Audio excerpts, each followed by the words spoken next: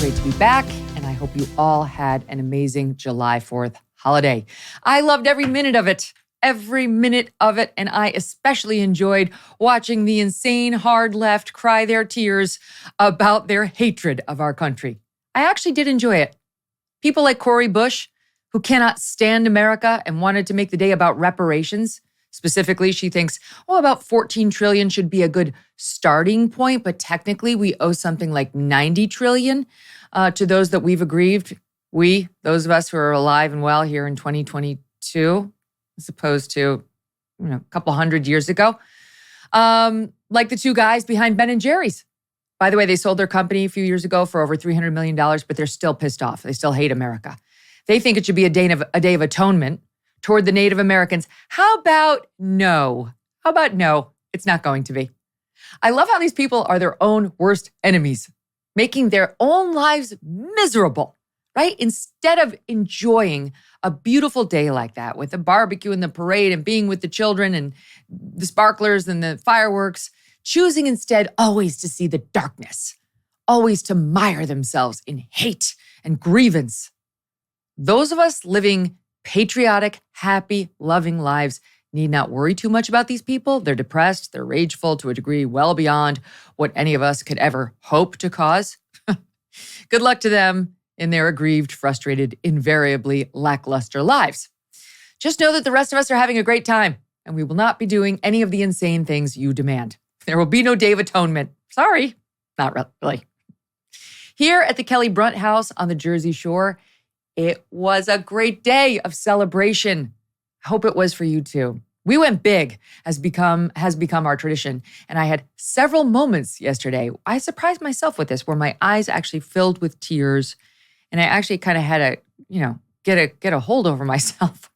I was feeling emotional just about our country, about the incredible honor it is to be an American, how we were founded, what we stand for, what we still stand for.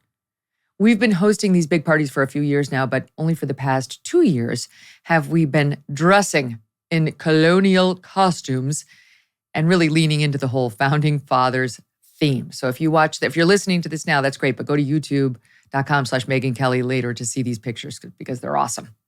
Now, getting ready for the party is always so much fun. Over 100 people come, but about 20 of our friends and family actually dress up, and they read or act in our little preamble of a play before we read the Declaration.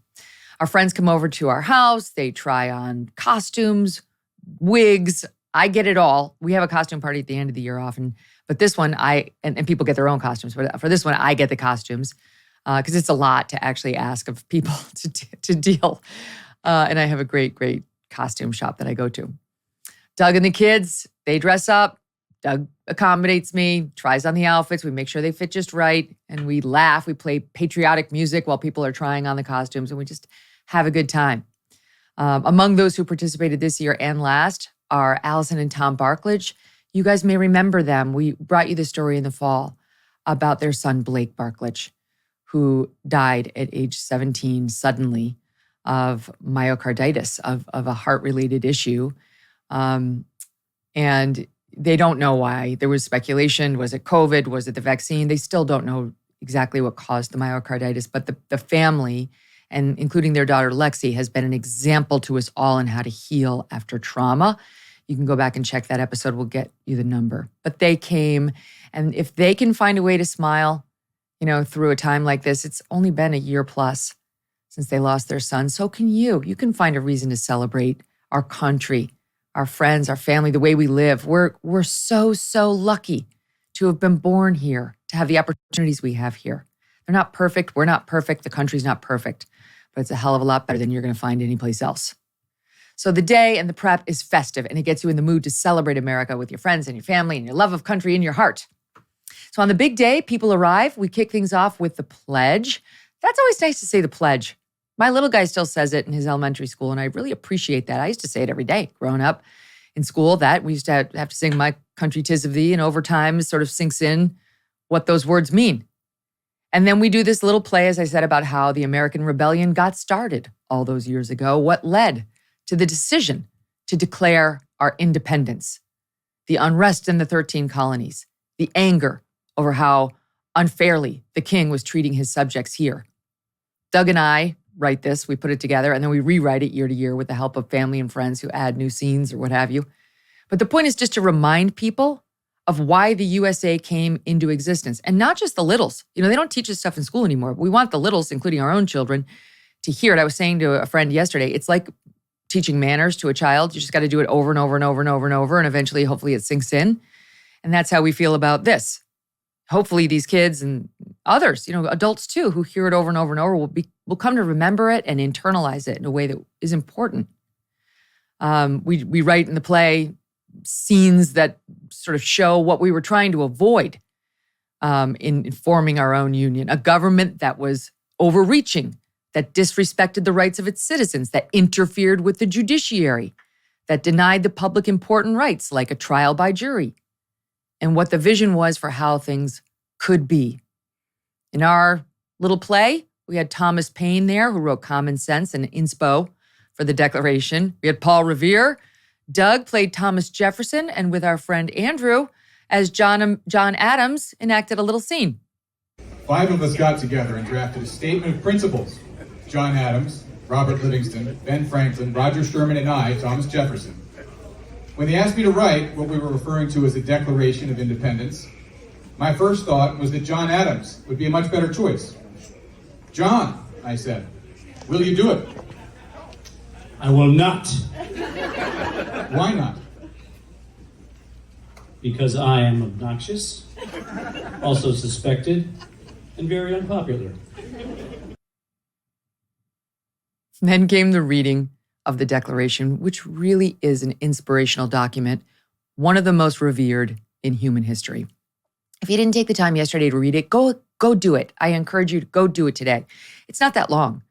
And it really will make you understand what people were upset about and honestly are getting upset about to this day in some ways.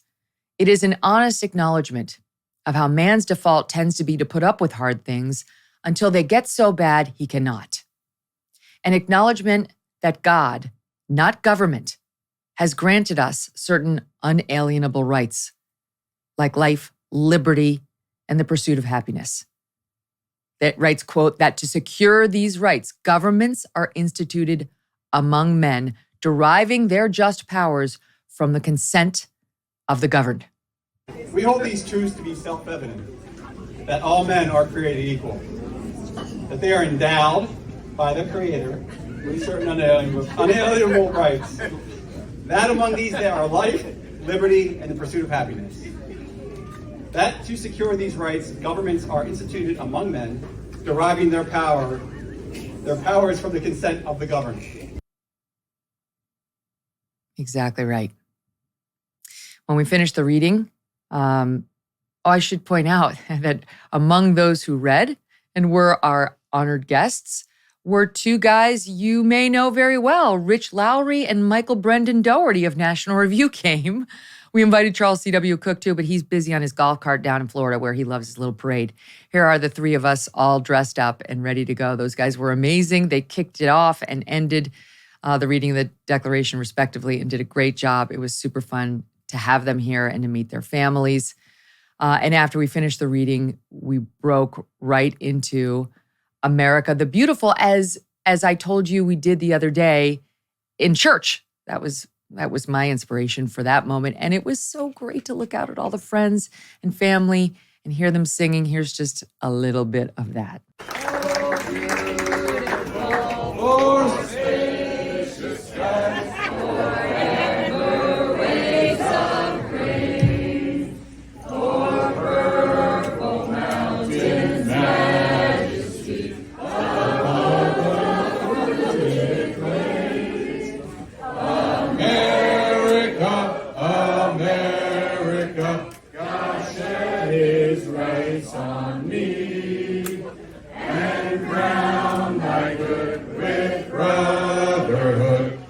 Sea to shining sea.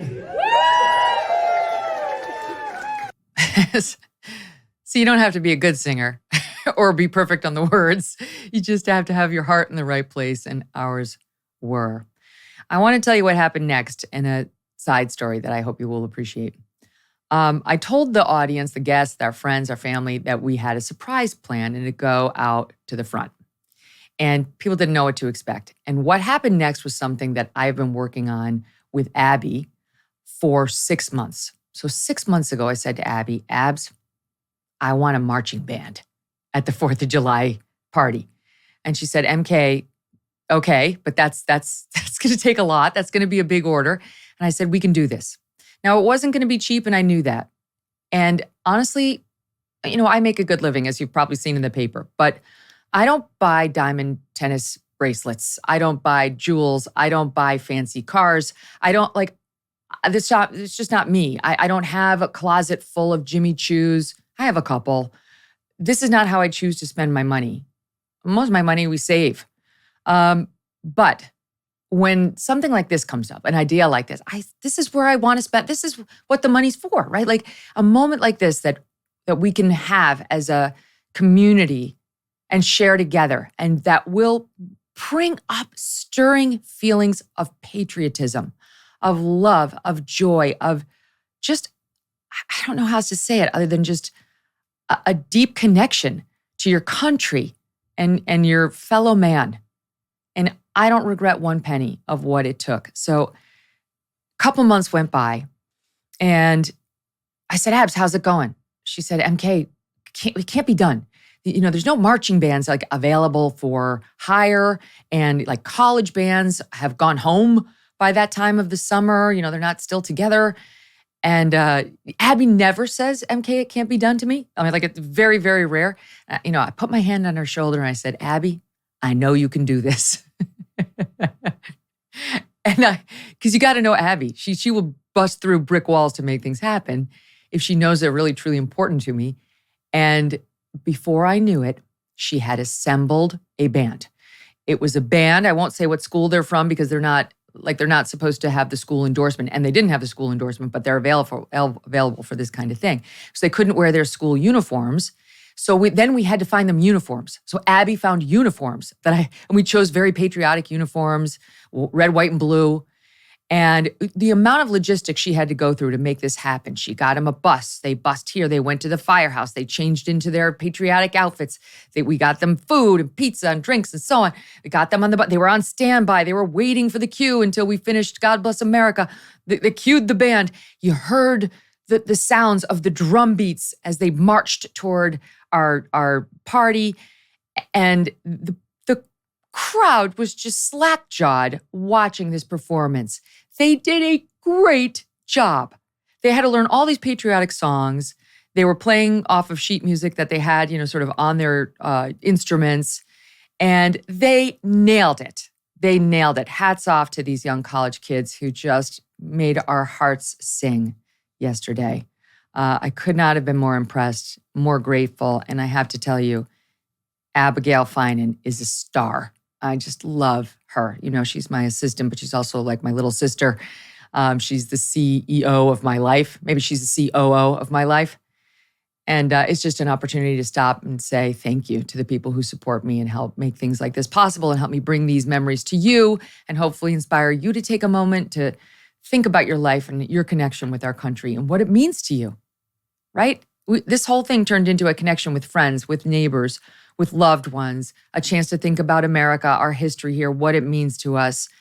And I come into this day with you renewed, happy, more settled, and more certain in my own love of country and my gratitude for having been born here and living right now in an important time with all of you, right? We go through it all together. When I sat there, I listened to that band playing the national anthem, among other songs, I was thinking about how you, the audience on this show, my team on this show, and I are out there every day on the front lines fighting for this country. That's really what we're doing.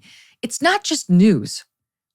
What we're doing together, why you tune in, you listen, you take time out of your busy days to listen and connect with me and the guests here is because you care too. You care. Otherwise, there's a million other things you could be doing. Right? We're all out there fighting for the heart of our country and what we stand for, what we believe in. So I am grateful to you too. And I think It's an important mission we're all on. Like many people, I am eating healthier these days, or at least trying to, and that's why I love good olive oil. And by good, I mean fresh. Olive oil packs the most flavor and healthiest nutrients when it's fresh from the farm. And that's the problem with supermarket olive oils. They're not fresh. They can sit on the shelf for many months growing stale.